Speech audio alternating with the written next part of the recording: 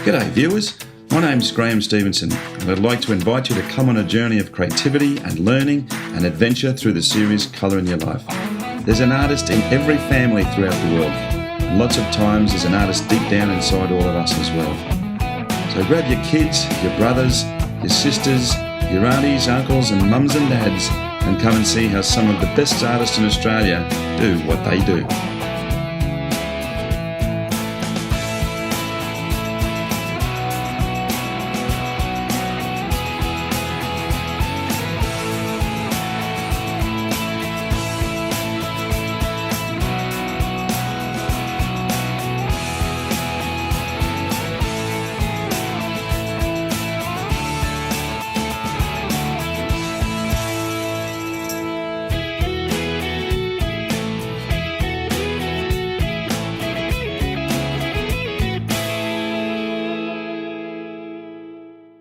Well, g'day viewers and welcome back to Colour in Your Life. Well, we're down in Melbourne again and we're at a place called the Cloud Hill Gardens in the Linda.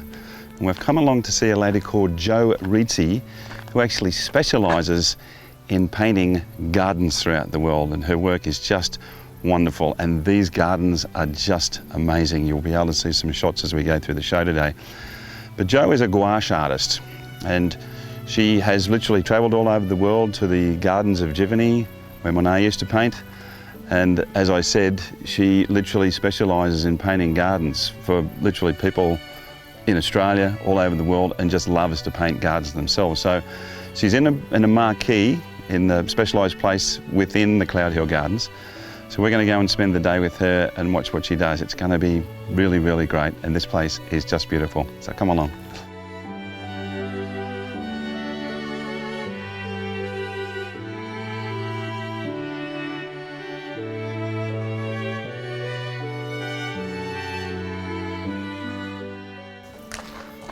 Hi Jo. Good morning, Graham. How are you? Lovely to see you. Great to see you too. How are you? Very well, thank you. Fantastic. This is a beautiful place, isn't it? Oh, it's fantastic. I've painted up here 16 times, but I haven't painted under the marquee before. It's just a fabulous garden as well, isn't it? Oh, the garden's stunning. It's amazing. So Yeah. this is what this lady does, viewers. I mean, she paints gardens of the world, and it's just fantastic what you do as well. But we've obviously got a really shaded place. We've got a fantastic day in Melbourne today, haven't we? It's beautiful. We're so lucky, no wind. Unbelievable, it really is. But we're going to be going through and showing the audience what you do today, and it's really, really specialised. I mean, you don't meet many people that just simply paint gardens. Jo Reitze, one of the best garden painters in the world. We're going to have a great day. Let's get stuck into it. That's terrific. Okay, Thank that's you. great.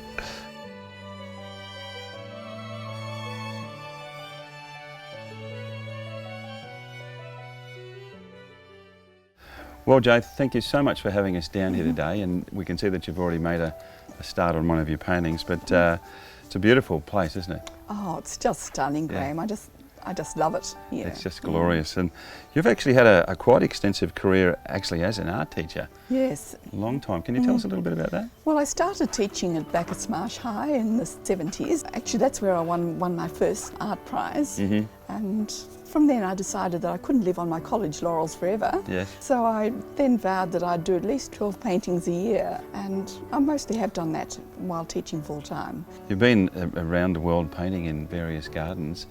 People like Monet, they've obviously been a big influence on you? I actually studied at the Paris American Academy in '79. Okay. And then we went back in '88 and I painted Monet's garden in Giverny. Oh, beautiful. But it's different because you actually paint in gouache. Well, I started painting gouache in '88 when I was travelling, because I'd travelled and painted with oils before, but it was such a nuisance because they took about a couple of weeks to dry. It just was too inconvenient, and because you've got the same intense colour as oils without the mess, so I could be painting and then a few minutes later I could be dressed in normal clothes and facing the world rather than being covered from head to toe in oil paint. That's wonderful. You've actually made a start there. Now what I can see is that some artists use varying colours to outline things, but from what I can see, it looks like it's either Prussian blue or phthalo blue that you've got there. It's actually phthalo blue, you're there correct. There you go, Yeah. there you go. Yeah, That, and you use that to just literally outline your... So rather than drawing with pencil, which you know, you really can't get the same degree of detail with paint anyway. Yes. And also the pencil marks tend to show, which I don't like. Whereas, you know, sometimes if you look closely on my finished works, you'll still see the blue showing through, but it doesn't seem to matter. No, not at all. And it's really just an outline. Maybe too many colouring books as a child, I don't know. But it's beautiful work without a doubt. So, well, we're going to go on your journey today in your plein air art. Yes. The beauty about what you do is it is plein air. It is in beautiful locations. Yes. Well, I've never had a studio. I've always worked on the spot. It's fantastic. So it's, why need a studio when the sky is your roof? Oh, it is, absolutely. And look at the sky today, it's so stunning. It is, it's a magnificent day. Yeah. I like my compositions to be open, so that rather than including all the full seat or making it fully balanced, I like the viewer to feel as if there's things beyond the actual picture. So this is pretty close to finishing the outline that I do. It's just working out roughly where things are. Sure. And you know, I do make changes so that it's really just a guide, and I'll start filling in. Sure. This is my favourite dark. I don't use black. Yeah. So my favourite dark is a mixture of phthalo blue and raw umber. Okay. And depending on the quantity, if you use more brown, it sort of gets a sort of olivey green. If it's a lot of blue, it's almost black. Sure, sure. And it's a fantastic colour, and I keep, even though I was taught to put my darks in first, which I do to a certain extent, but I keep going back because it's those darks that really make the paintings jump, and that strong tonal contrast, which I love. Yes. So I basically scribble. So you're just sort of using a scribbling motion all the way across the top. Yeah, so I tend to do that right through. But you're one of those artists that's not afraid of green. Well, I wish I was given a $1 for everybody who said, you handle green so well and greens are so difficult. I mean, I don't know why green should be more difficult than any other colour. I think it's green that unifies my paintings. There's just so many greens in nature, so that you seem to be able to put colours that you'd think would normally clash. It doesn't seem to matter. So do you actually use that piece of cardboard as a perspective marker as well? I do, yes. Yeah. So that I can, with the bricks and things, There you go. just take a point. Yeah, fantastic. I learned to paint bricks at Cloud Hill. I really hadn't done many bricks at all, or architectural thing. Our garden doesn't have anything of architectural interest, and Yeah. also it doesn't matter if a plant seems to have an extra leaf, but it's painfully obvious if The perspective's the out, isn't perspective's it? funny. So It's all over the place. yeah. Because you're using gouache and not oils, it's very much patchwork. You sort of Yeah, I've heard that mine works a bit like tapestry, but Yeah. but I use the same approach in oils. I've never been taught to paint in gouache. I just use the same techniques, and this is Bill Harding's responsibility too, because when I first started using oils, I just found that I was making these muddy messes, and my lecturer at the time said, coming along, I suppose you know what you're doing. I didn't have a clue. and Bill Harding just said, put the darks in first, mix your colours on your palette, and I have never had any trouble with muddiness There you go. since then. Yeah. You know? And you know, it was just such a simple thing, and I do the same with gouache as I do with oils. The only difference is, you know, I use water as my medium, and you know, it's good. We did this project called Beyond the Garden Wall, where I painted 20 gardens of older people in Boroondara, and it was a wonderful project that was devised by Sue Barnett, who picked up a brochure about me somewhere on the Mornington Peninsula and got in contact with me. Yeah. She lived in Surrey Hills too, and anyway, she devised this thing that showed the significance of gardening in the lives of older people. So the project involved an oral history, these 20 people who were selected, and then a filmmaker also shot various artists. It's really something that can be part of your creative soul as you get older. I mean, the One thing you don't want to do Oh, is look, just have boredom in your life. No, it was just fantastic. And the things about older people's gardens, they were whimsical and interesting, and not just the boring set arranged gardens. And certainly my garden improved so much from the cuttings I got from other people. There you go.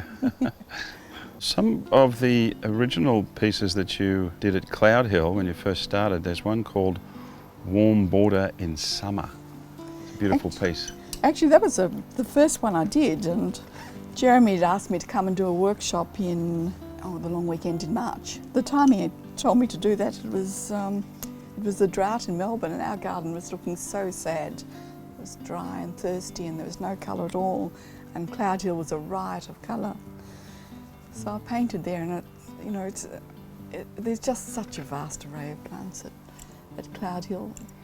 It's beautiful, and you've got some of the others, because you're actually resident artist here as well, aren't you? Well, yes. Well, obviously the cool border was very detailed, and then there's the other one just called Cloud Hill. Jeremy, once he did the warm border, he said, oh gosh, you better come back and do the cool border. And so this is the painting that's I've worked on longer than any other painting, because, I mean, Jeremy, every spot there's a different plant. Cloud Hill's so beautiful, the way that you just walk through that archway, and 1 minute you're in this riot of warm colours, and then you're in the softer, cooler palettes of the cool border. Cloud Hill is justly regarded as one of the finest gardens in Australia. It's beautiful. And it's just been a real pleasure to paint up here. I exhibited in Cloud Hill's 20th anniversary year, and Jeremy opened, which was nice. That's fantastic.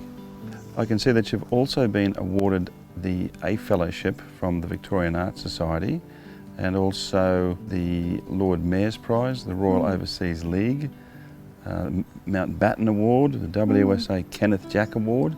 I mean, you've got sort of awards. If you had medals, you'd look like a military person. Well, they sort of go over a long period of time. In the 80s, I won a number of awards. Lucky enough, with the Mountbatten Award, my painting actually got to travel to London, but unfortunately, as part of the prize, the artist didn't. But my painting had a lovely trip. You've also got the very prestigious position of being president of the Melbourne Society of Women's Painters and Sculptors.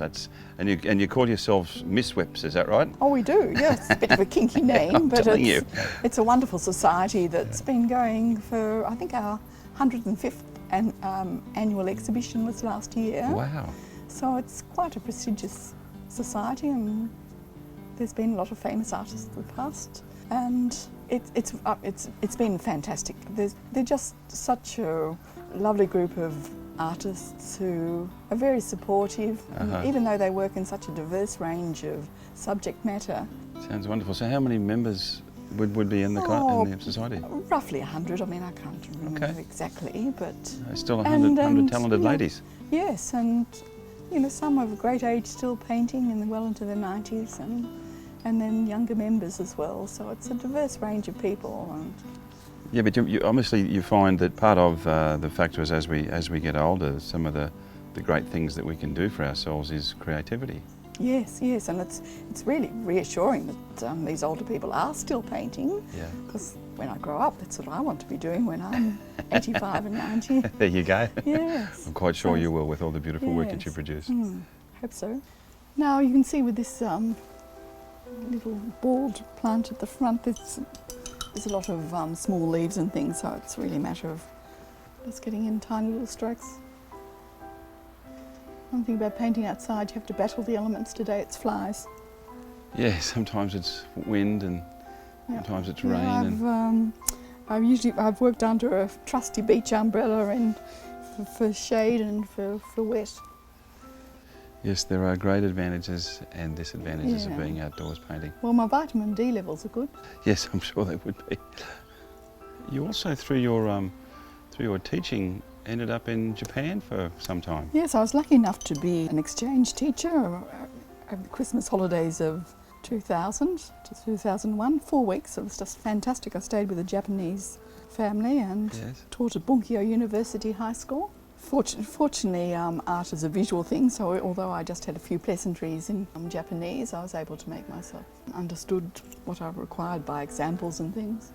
I think art and music is a universal language no matter where you go. Yeah, no, it was a wonderful experience. It was a great honour to be asked to to go, because we'd had the art teacher over working with me, and then I went and worked with him.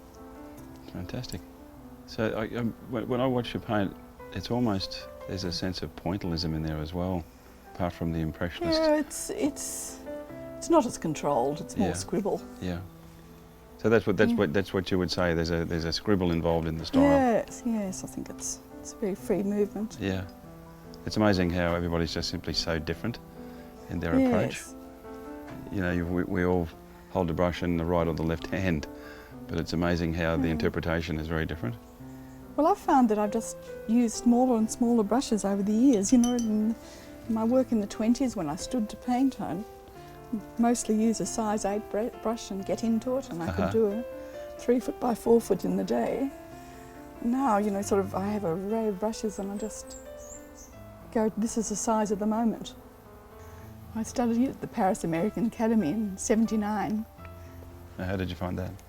Oh, it was lovely just living in Paris. I mean, the course was probably run for rich Americans, but it was just a great experience working there and painting there, and I actually painted in Luxembourg Gardens. Do you use the gouache itself, the light gouache, to actually highlight lighter areas?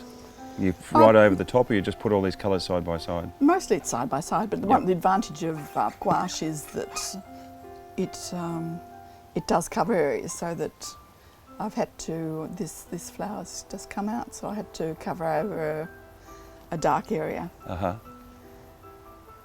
I mean, that's the beauty, I suppose, of gouache in comparison to watercolour. Oh, absolutely, it's forgiving. It's forgiving, and it's a fantastic medium for travelling. Yep. You know, it's been wonderful. So I'll start with the brickwork here. Now these bricks are a little bit unusual because a lot of them are chimney bricks. So you can see they go in that direction rather than just a normal square brick. I tend to slurp my colours a bit together for the bricks because they're all sort of different variations. So they've repatriated them out of condemned buildings, have they? I think so, yes. Okay. Because I was most amazed when I was up here and I was talking to Jeremy and I said, oh, you know, your bricks are such interesting shapes. And he said, oh, they're chimney bricks. So what other gardens? I mean, I know that there's some fantastic gardens throughout the world. Is there any gardens that you haven't painted that you would love to be able to get to? I'd love to go to Hidcote and paint. Whereabouts is that? That's in England. Yes. Sissinghurst, all the famous English gardens. Okay. I went on a botanical tour there a couple of years ago and that was really fantastic, but I didn't really have time to paint. Yeah, I'd love to go to some of the American gardens. I really haven't been to America since I've really been into garden paintings. Yes. And the Bouchard Gardens in Canada look stunning. So one of these days. Well, my most recent garden, I think you probably tend to remember the ones that you've just done. I've painted Latrobe Cottage Garden near the Botanical Gardens. Yes. It's for the CJ Latrobe Society. Yeah. So yeah, that was a challenge and that was nice to do. I did that in oils. And then I did another garden not far from here called the Nook. And that's a most stunning garden. And they're such peaceful, tranquil places, aren't they? They are. It's, I mean, I always find sitting in a garden like this that you really reflect on your own life and the world. Yeah. So you do a lot of commissions? I've painted in some really, really beautiful spots. A number of gardens from people who are moving house. Yeah. And also at other times I've painted where groups of friends have got together and rather than for a 60th birthday or something, just giving lots of little presents, they've all got together and got me to go and paint the person's garden. So that's been really nice too. Yeah, and I think that's a good point that you know, the folks that are watching the show, because Jo specialises in gardens, I mean, if you would like a commission of your garden, get in touch. Go to my website. Yeah, so actually, what is your website? www.joreitzeartist, that's one word, .com.au. Okay, well, Jo, you've got a lot to do, so what we're going to do is to let you work on this for a while longer, and then once you've put a little bit more together, we'll come back and see how you're going. Oh, thank you. Yes, painting bricks is a bit like watching grass grow, I think. Okay. We'll let you work for a while then. Thank you very much. Okay.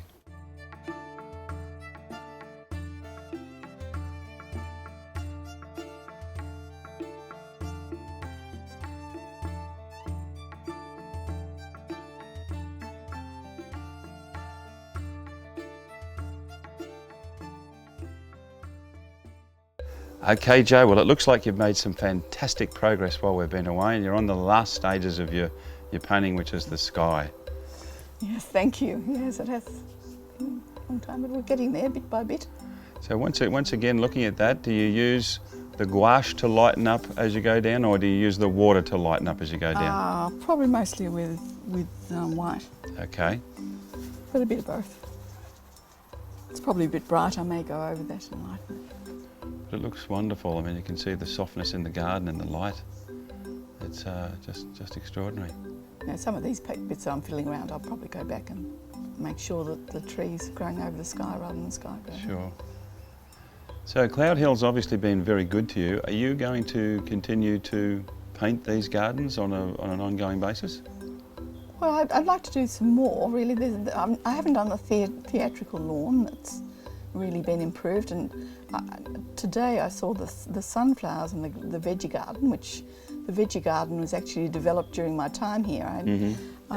My big view across Cloud Hill was done when they'd bulldozed the area for the veggie garden, and then I've come back and painted that in the following autumn and next winter. Yeah. So, I mean, look, you could paint up at Cloud Hill for the rest of your days, but, you know, I have other gardens and commissions and things. I think sometimes when you're painting skies, if you just scribble the paint on, the eye tends to blend it for you, even though it's not blended in itself. And what type of blue did you use to get that there? Oh, it's a mixture. I found that Art Spectrum have now put on the sky blue. I haven't used that before, so it's a bit of that, but it's got quite a bit of ultramarine. The combination of colours with other colours does give you the feel of a sunny day. Yeah, it's very intense.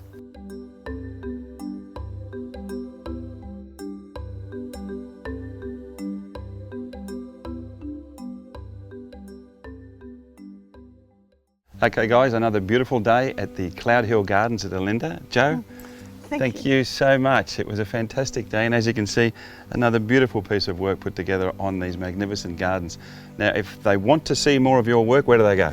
www.joreitze, that's one word, .com.au.